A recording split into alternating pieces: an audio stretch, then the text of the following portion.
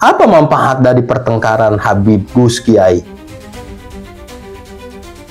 Saya terus terang, saya tidak mempercayai adanya keturunan baginda Rasulullah SAW murni hingga hari ini. Apalagi kalau saat sekarang ini kita harus memanggil arwah leluhur, karena itu juga tidak berpengaruh kepada para penjahat di Republik ini yang memagari laut kita, mengambil aset terpenting di Republik ini. Sama sekali tidak penting. Jujur saja kaum habaib, kalau Anda memang tidak ada silsilah yang bersambung langsung kepada baginda Rasulullah SAW, tidak perlulah, walaupun mungkin hidung Anda mancung dan Anda kearab-araban, tidak perlu mengatakan Anda sebagai keturunan baginda Rasulullah SAW untuk menaruh simpati kepada rakyat kita yang memang mudah percaya terhadap hal-hal yang berbau cinta Rasul. Kita bangga menjadi Indonesia dan kita bersyukur menjadi Muslim. Menjadi Muslim adalah pilihan, sementara menjadi Indonesia, menjadi warga Indonesia adalah takdir dari Tuhan yang Maha Kuasa. Rasulullah SAW dalam satu riwayat menurut Siti Aisyah, andaikan yang pertama kali diturunkan itu ayat mengharamkan khamr, niscaya tidak akan ada warga Quraisy, warga Arab jahiliyah ketika itu yang memeluk Islam. Oleh karena itu, saya mengakui adanya local wisdom, kearifan lokal dan Islam di negara yang kita cintai melalui para juru dakwah pertama yang sejarah menyebutnya dengan Wali Songo, betul-betul melakukan sebuah akulturasi budaya. Islam disisipkan kepada budaya-budaya lokal yang kemudian tanah Jawa menjadi mayoritas Muslim, tanah Sumatera menjadi mayoritas Muslim, tanah Kalimantan, Sulawesi menjadi mayoritas Muslim. Serangan tsunami dari sisi kiri, yaitu adalah tsunami impor. Kaum buruh berada di titik nadir yang paling dinistakan sepanjang Republik ini merdeka. Atau saya mengaku-ngaku saya sebagai keturunan Habib, atau saya mengaku sebagai orang yang sakti karena saya seorang Gus, karena saya seorang Kiai. Apa manfaatnya untuk mengurangi pengangguran ketika dari atas kita diterjang dengan tsunami korupsi berjamaah? Korupsi yang tidak henti di Republik ini, yang terutama di 10 tahun terakhir, korupsi dilakukan secara bersama-sama, kolusi antara penguasa dan pengusaha, yang kemudian kita harus melepaskan berbagai kedaulatan, marwah diri kepada para investor. Sebagaimana gelar Gus, tiba-tiba ada orang yang tidak jelas keturunan siapa bergelar Gus, tiba-tiba mudah menjadi kiai, tidak jelas pesantrennya, tiba-tiba menjadi kiai. Kita sekarang dikejar-kejar oleh pajak yang kemudian dihabiskan beberapa untuk dikorupsi, untuk membiayai para pejabat kita yang korup itu. Pengajian-pengajian di kalangan Muslim saat ini diisi oleh lagu-lagu, oleh joget-joget. Orang mau belajar Islam, tapi ketika datang ke pengajian, isinya joget-joget, nyanyi-nyanyi lagu-lagu. Assalamualaikum warahmatullahi wabarakatuh. Selamat pagi, salam untuk semuanya. Sampurasun, khususnya untuk warga Jawa Barat, dimanapun Anda berada.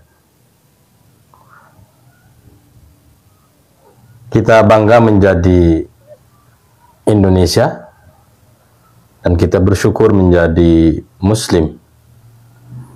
Menjadi Muslim adalah pilihan, sementara menjadi Indonesia, menjadi warga Indonesia adalah takdir dari Tuhan yang Maha Kuasa. Kita tidak perlu lagi menegasikan satu sama lain. Siapa di antara kita yang penduduk asal, siapa dari mana nenek moyang kita berada. Yang terpenting adalah bagaimana menatap Indonesia lebih jaya, lebih maju, lebih istimewa, menjadi negara juara dengan rakyatnya yang sejahtera, pemimpinnya yang tidak korupsi, para pengusahanya, elitnya, kemudian betul-betul memberikan sumbangsi terbaik untuk bangsa. Kita juga tidak perlu lagi mempertanyakan agama. Saya seorang Muslim, Anda bisa jadi seorang Kristen, Katolik, Buddha, orang kepercayaan. Selama Anda tidak korupsi, tidak merugikan negara Indonesia, maka Anda tetap berhak menjadi warga Indonesia yang terbaik. Adapun urusan kepercayaan, urusan agama, kembali kepada pribadi masing-masing. Saya tidak perlu memaksakan keyakinan saya kepada Anda yang non-Islam, sebagaimana orang yang memiliki agama atau keyakinan atau kepercayaan lain tidak perlu memaksakan kepercayaan, keyakinan kepada saya atau kepada yang lainnya. Itulah berkah hidup di negara Bhinneka Tunggal Ika.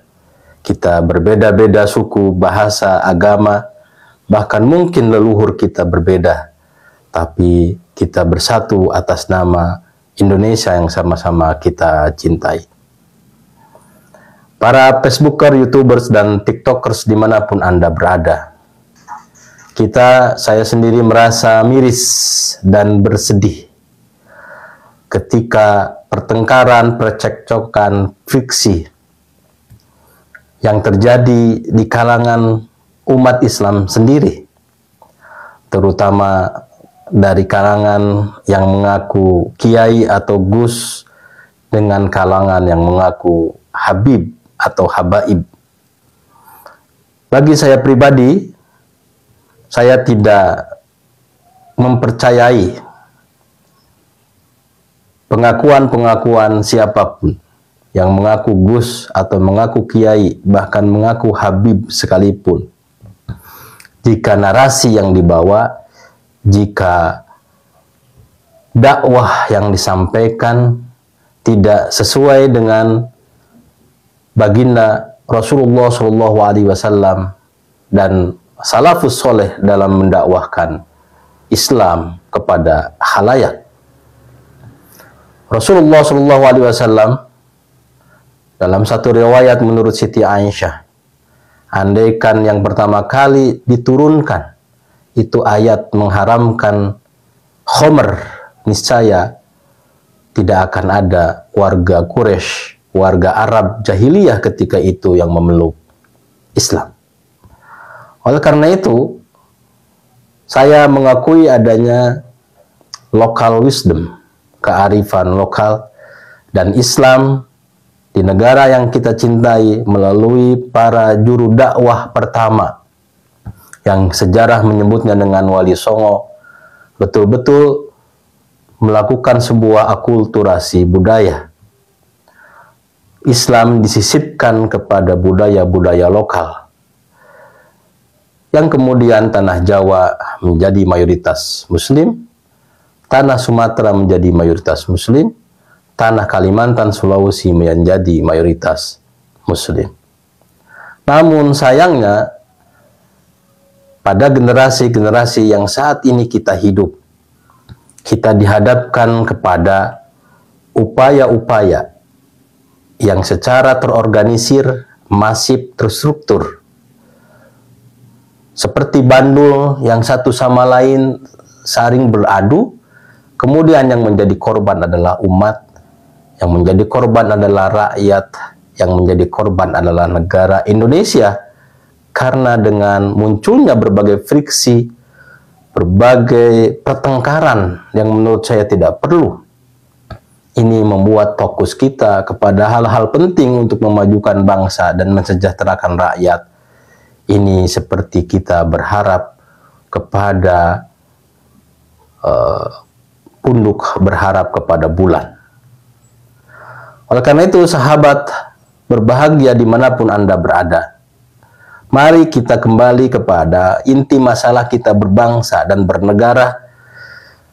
Yang saya mendapatkan informasi dari seorang YouTuber bernama Ferry Irwandi, bahwa kita dihadapkan kepada 4 keadaan yang faktual.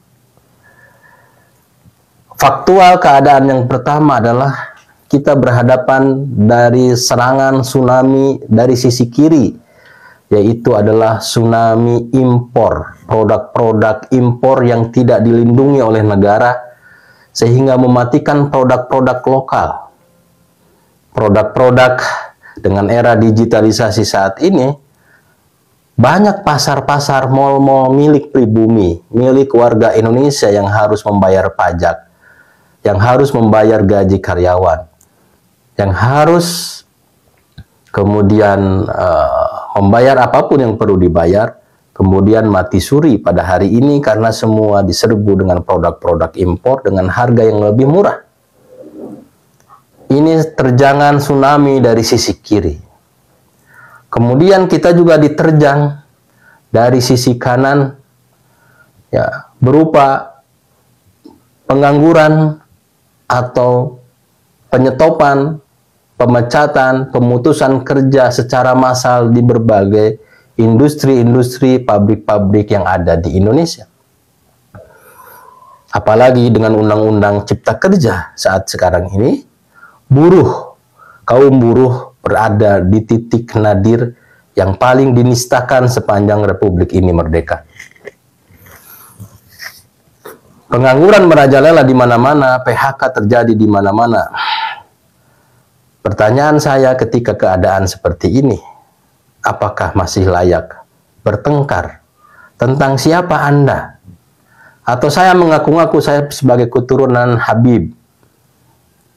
Atau saya mengaku sebagai orang yang sakti karena saya seorang Gus, karena saya seorang kiai? Apa manfaatnya untuk mengurangi pengangguran? Membuat produktivitas kerja. Apa manfaatnya? Ini sisi kedua. Kemudian sisi yang ketiga, dari atas kita diterjang dengan tsunami korupsi berjamaah. Korupsi yang tidak henti di Republik ini yang membuat negara-negara lain takjub. Begitu kayanya Indonesia, begitu dahsyatnya sumber daya alam yang dimiliki Indonesia. Tapi korupsi, mentalitas korupsi di atas dilakukan secara bersama-sama, terstruktur dan masif. Apalagi dengan saat sekarang ini berbagai kasus, terutama di 10 tahun terakhir, korupsi dilakukan secara bersama-sama, kolusi antara penguasa dan pengusaha, yang kemudian kita harus melepaskan berbagai kedaulatan, marwah diri kepada para investor. Pertanyaan saya, jika keadaan demikian, apa manfaat dari pertengkaran Habib Gus Kiai? Saya terus terang, saya tidak mempercayai adanya keturunan baginda Rasulullah SAW murni hingga hari ini. Tapi saya tidak mau mulut saya, lisan saya, tulisan saya dibuat untuk mencederai hati. Karena ini masalah kesadaran. Sebagaimana gelar Gus, tiba-tiba ada orang yang tidak jelas keturunan siapa bergelar Gus, tiba-tiba mudah menjadi kiai, tidak jelas pesantrennya, tiba-tiba menjadi kiai. Hal-hal seperti ini jamak terjadi dalam masyarakat kita untuk sebenarnya melupakan budaya korupsi yang merajalela di Republik ini. Kemudian yang keempat, dari bawah kita dihadapkan dengan tagihan pajak yang berlaku dari semua tubuh kita, dari mulai ubun-ubun kita, rambut kita sampai ujung kaki kita. Kita sekarang dikejar-kejar oleh pajak yang kemudian dihabiskan beberapa untuk dikorupsi, untuk membiayai para pejabat kita yang korup itu. Dari 4 kondisi ini, mari kita sedikit membuka pikiran kita. Islam adalah agama pembebasan. Islam adalah agama rahmatan lil alamin. Islam adalah agama yang mementingkan akhlak.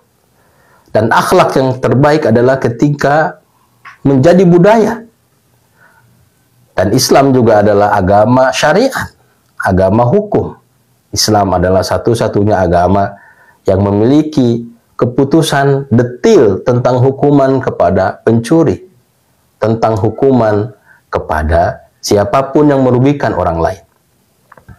Oleh karena itu, saya menentang upaya apapun untuk melakukan pengaburan nilai-nilai Islam, baik oleh orang yang mengatasnamakan Habib, baik orang yang mengatasnamakan Gus, atau kiai, atau guru, atau siapapun, ketika sudah melakukan nativisasi, pengaburan nilai-nilai Islam, lalu berniat menghilangkan jejak-jejak Islam di Republik ini, maka kita sendiri harus menentangnya. Termasuk melakukan nativisasi adalah pengajian-pengajian di kalangan Muslim saat ini diisi oleh lagu-lagu, oleh joget-joget. Orang mau belajar Islam, tapi ketika datang ke pengajian, isinya joget-joget, nyanyi-nyanyi lagu-lagu. Silakan Anda bersolawat dengan nazom-nazom tertentu, mangga. Silakan Anda bernasyid, nasyid yang membuat kita memiliki semangat untuk membangun negeri. Tapi kalau sampai joget-joget,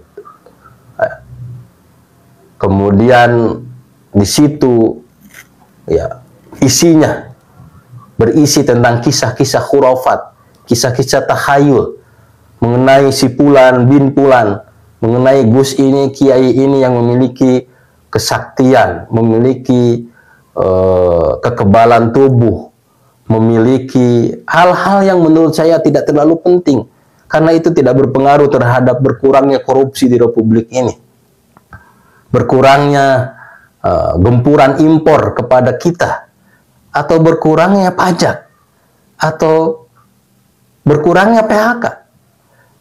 Menurut saya tidak terlalu penting. Tidak, sama sekali tidak penting. Apalagi kalau saat sekarang ini kita harus memanggil arwah leluhur. Karena itu juga tidak berpengaruh kepada para penjahat di Republik ini yang memagari laut kita, mengambil aset terpenting di Republik ini. Sama sekali tidak penting. Oleh karena itu, mari kita berpikir rasional. Karena Islam adalah agama rasional, mari kita berpikir dengan rasa, karena Islam adalah agama rasa. Abu Dzar pernah mengatakan, kalau Anda tidak ingin dicubit, maka Anda jangan mencubit. Karena itu hentikan berbagai pertengkaran yang terjadi antara kaum habaib. Jujur saja kaum habaib, kalau Anda memang tidak ada silsilah yang bersambung langsung kepada baginda Rasulullah SAW, tidak perlulah, walaupun mungkin hidung Anda mancung dan Anda kearab-araban, tidak perlu mengatakan Anda sebagai keturunan baginda Rasulullah SAW untuk menaruh simpati kepada rakyat kita yang memang mudah percaya terhadap hal-hal yang berbau cinta Rasul, cinta Nabi. Demikian juga kepada para gus-gus dan para kiai. Mungkin tidak perlu lagi memanfaatkan fanatisme terhadap kiai gus untuk kemudian mengambil kekayaan-kekayaan dari masyarakatnya. Kita melihat dalam kehidupan kita sangat sedih ketika kita melihat ada sebuah makam, ketika dibuka kotak atau bangker duitnya, bangker sodakohnya, itu mencapai 2 miliar, dan itu digunakan bukan untuk umat, bukan untuk membangun pabrik, bukan untuk mensejahterakan jamaahnya, tapi untuk kembali mensejahterakan orang-orang yang berada di podium, orang-orang yang berada di atas mimbar-mimbar. Ini harus kita tentang, karena feodalisme inilah yang kemudian membuat rakyat kita tidak mampu mendongak, tidak mampu berdiri tegap, dan tidak mampu sekedar mampu mengatakan tidak ketika ada orang yang mencuri, mengambil tanahnya, mengambil asetnya, mengambil marwah dirinya. Singkat kata, singkat cerita, di pagi hari ini, tanggal 10 bulan Februari tahun 2025, mari kita mengaji diri bahwa kita ini tidak ada yang kita banggakan. Bukan orang tua kita, bukan leluhur kita, tapi yang membuat kita harus sedikit berenungkan apa amal terbaik yang bisa kita bawa, yang bisa kita lakukan hari ini sampai esok hari, kemudian bisa kita bawa sesuai keimanan kita masing-masing untuk kehidupan setelah kematian. Apa yang bisa kita lakukan agar anak istri kita tidak kelaparan, agar anak istri kita tidak menunggak pembayaran ke tempat anak kita dititipkan bersekolah untuk bisa berpendidikan. Apa yang harus kita lakukan agar ketika kita meninggal dunia, anak-anak kita tidak lagi menjadi jongos, tidak lagi menjadi individu-individu yang dalam tanda petik sekedar sampah yang mengotori bangsa dan rakyat Indonesia. Oleh karena itu, penting bagi saya untuk senantiasa mengedepankan nalar kita, mengedepankan pikiran kita, lalu kita mengaji rasa, mengeja diri bahwa tidak ada kemuliaan seseorang bukan dilihat dari keturunan Nabi, bukan dilihat apakah dia bergelar Gus, Kiai atau siapapun, tapi sebenarnya yang dilihat adalah kebermanfaatan untuk lingkungan, kebermanfaatan untuk masyarakat sekitar, kebermanfaatan untuk bangsa dan negara, serta kebermanfaatan paling tidak untuk institusi terkecil, yaitu adalah keluarga. Demikian, mudah-mudahan kita senantiasa berpikir sehat, mengedepankan nalar kita, dan kita tolak apapun yang membuat Islam menjadi terpuruk, menjadi jelek, karena Islam tetap unggul, tapi umat Islamlah yang membuat Islam ini tidak mampu lagi bersinar dalam kehidupan. Semangat terus. Assalamualaikum warahmatullahi wabarakatuh.